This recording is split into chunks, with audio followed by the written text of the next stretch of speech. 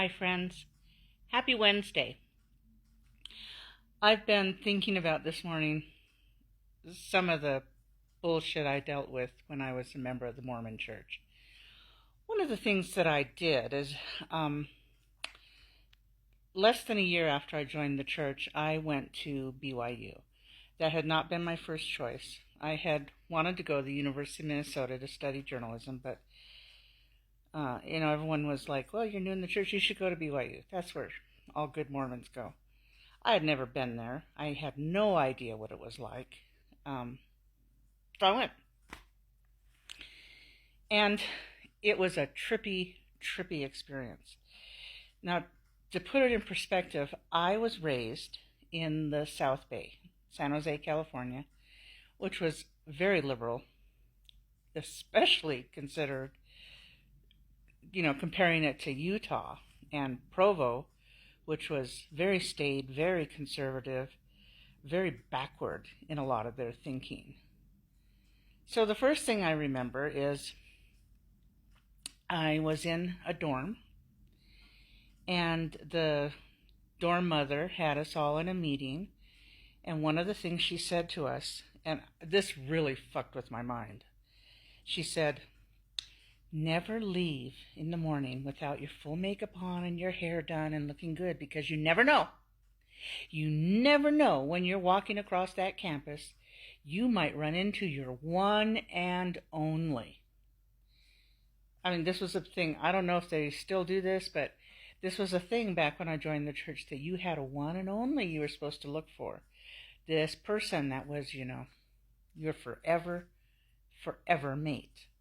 That you could get sealed into the temple to, and you would be together for time and all eternity. You would go off and populate your own planet and blah, blah, blah, blah, blah. So it kind of fucked with my mind, because I wasn't used to having to have that kind of pressure that, everybody's going to be looking at me like, are you worthy or not? Well, became very, very obvious to me very quickly that no Mormon man wanted anything to do with me.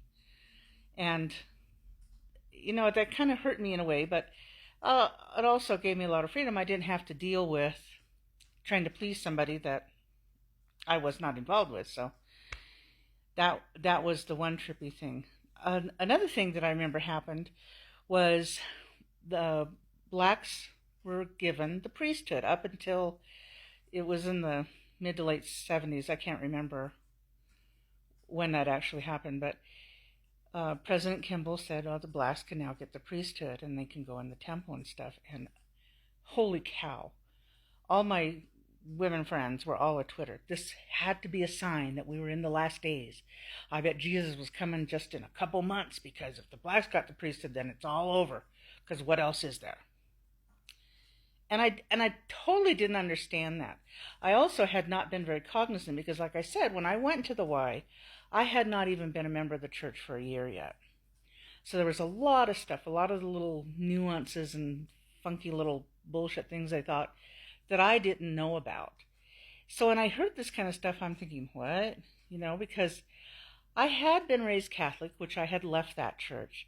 But I remember black priests, I remember black people in the congregation. And so suddenly this whole thing about, I hadn't even been cognizant. That's how privileged I guess I was, how stupid. I was 19. And I didn't even notice that there weren't black people or people of color in my ward back at home. But that reaction I thought was so stinking bizarre. And I just, there was just all these little things like that happened at BYU, which I look back at it now and I think, I questioned stuff then, but I just kept plodding through, because my family had all joined. Well, my dad had been a member my whole life, but my mom and sister had both joined the church, and I thought, well, I gotta, get on board, and I, want to be with my family forever and all that other stuff.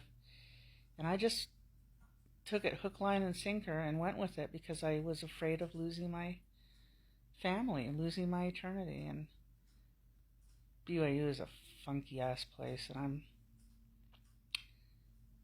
I'm sorry I went there. I think it really changed the trajectory of my life. Um, I think I would be in a much different position now, a different spot. I'm not unhappy. I am deliriously happy. I have the most amazing husband, the most amazing children, and I wouldn't trade them for anything. But I do think that that was a poor decision on my part, and I wish I could go back and change it. I hope you all have a wonderful, wonderful day, and that don't let anybody tell you you're not worthwhile, especially if you're a woman. Your job is not just to pop out babies and do what men say. Live your life. Do what you want to do. I'm going to do that too. Talk to you soon. Bye.